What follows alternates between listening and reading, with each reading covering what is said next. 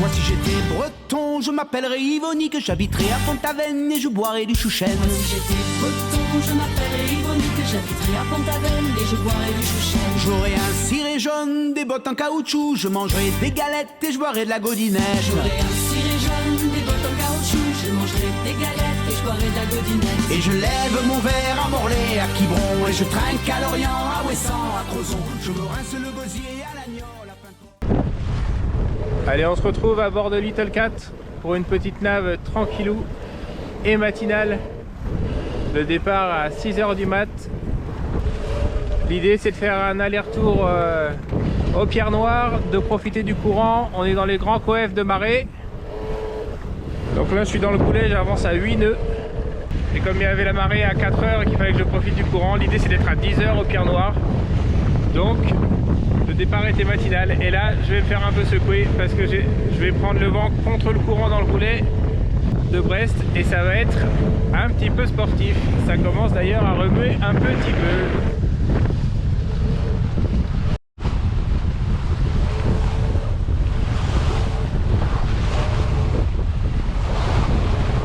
Allez, on est sorti du goulet. On s'est fait un peu secouer. Et on a dû louvoyer pas mal. Et là, c'est grand bord de près. Direction tout là-bas. Hop, les Pierres Noires.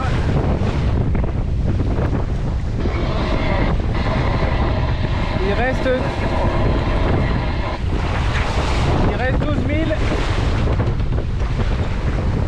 pour y arriver. Et là, comme on avance à 6 nœuds, on va mettre moins de 2 heures théoriquement.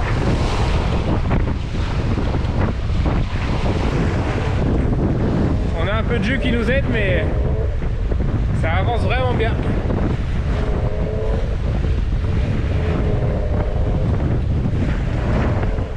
Et le retour, bah forcément, sera plus tranquille puisqu'on aura le vent et le courant dans le même sens et une allure un peu plus portante, peut-être même sous spi, on verra, bien qu'il y ait un petit peu d'air, on va voir.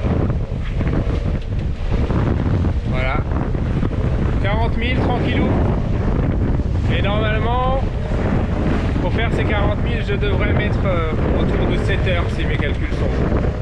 Ce qui fait que j'aurais bien marché quand même.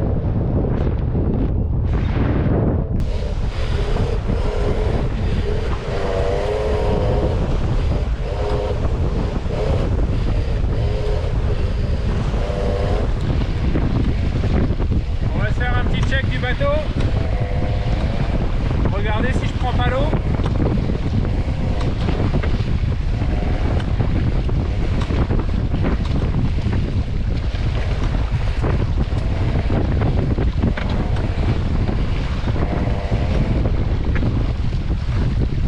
Submarine, it is Brest approach of channel 16 on the readme, over.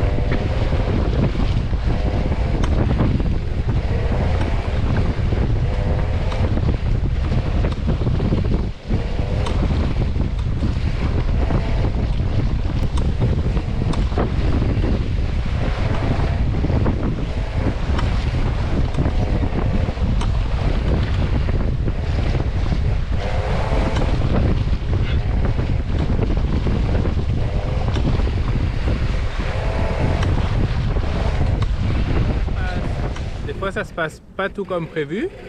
Là il se trouve que quand je suis descendu faire mon check, j'ai vu que j'avais un peu d'eau douce à l'intérieur. Alors sûrement de l'eau de pluie qui s'était infiltrée, donc je sais pas trop d'où ça venait.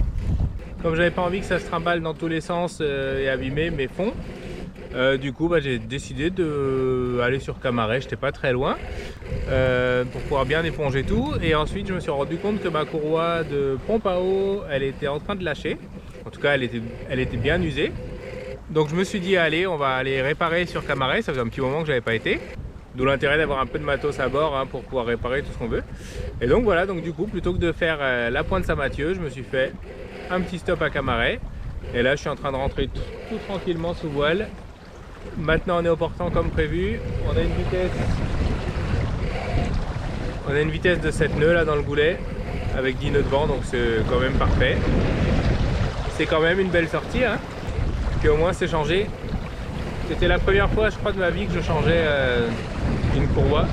Ceci étant dit, c'est pas hyper compliqué. Là, on est vraiment à la cool. Il y a 4 nœuds devant et on avance à 5 nœuds 5. Donc autant dire que le courant, il fait son petit trafic et il va nous faire rentrer tranquillement. Après, j'aurais pu continuer à naviguer et à faire mon itinéraire prévu. J'aurais pu aussi réparer la courroie en mer, mais je me suis dit, je suis en face de Camaret, je vais me faire un grand bord de travers. Je vais y être vite arrivé. Ça me fera voir du pays un petit peu. Et c'est quand même plus confort d'être au port pour réparer. Après, j'étais pas en péril, hein, c'était juste que je voulais la changer avant qu'elle pète. Mais j'avais entendu un bruit bizarre dans le moteur, je trouvais qu'il faisait pas le même bruit que d'habitude. Mais comme j'étais dans le goulet, que j'ai dû beaucoup louvoyer et que surtout le courant me portait sur tous les dangers que je pouvais rencontrer, je me suis dit j'irai checker ça tout à l'heure, il n'y a pas urgence, je suis sous voile et c'est vrai que j'avais senti qu'il y avait un truc qui tournait pas rond. C'est pour ça que je voulais faire ce petit check. Et j'ai bien fait, comme quoi, des fois il faut s'écouter aussi. Et d'une manière générale, même quand je fais des naves à la journée, j'aime bien faire des petits checks toutes les 2-3 heures d'à peu près tout. Je vérifie les ponts, voir s'il n'y a pas d'eau, j'ouvre la cale moteur, voir s'il n'y a pas d'écoulement anormal, s'il n'y a pas de fuite de diesel, d'huile. Et là, du coup, en faisant ça, j'ai vu qu'il y avait le problème de courroie. Comme quoi, ça vaut le coup même sur des petites naves, parce que c'est un coup, là il y a du vent, donc je fais tout à la voile, et puis en arrivant au port, au moment où il faut pas, et ça pète. Et là, c'est toujours chiant. Donc du coup, vaut mieux... C'est vrai que j'ai pris cette petite habitude de checker régulièrement comme ça. Faire un petit check du bateau, quoi. Il n'y a pas besoin de faire des grandes traversées pour avoir des petits soucis. Là on est archi cool, mon bateau avance bien. On a connu des conditions plus musclées, mais finalement ça fait du bien.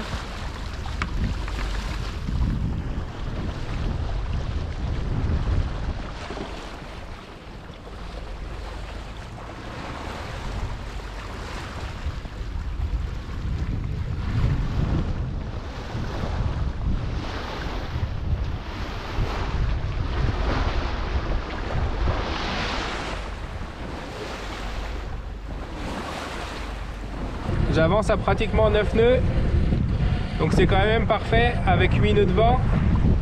Après je suis encore dans le courant, hein, d'où l'intérêt de se lever tôt aussi, pour profiter du courant, parce que de toute façon quand il y a ces coefs là, de toute façon on peut pas sortir de la rade contre courant, donc autant... Donc se lever tôt, ça permet d'avancer vite. J'ai mis une petite ligne de traîne.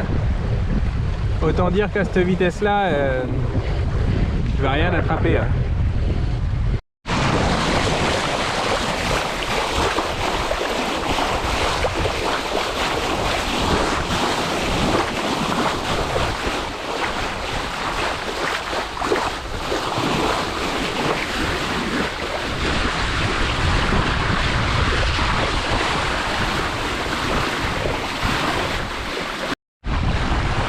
Il y a quand même des petites rafales.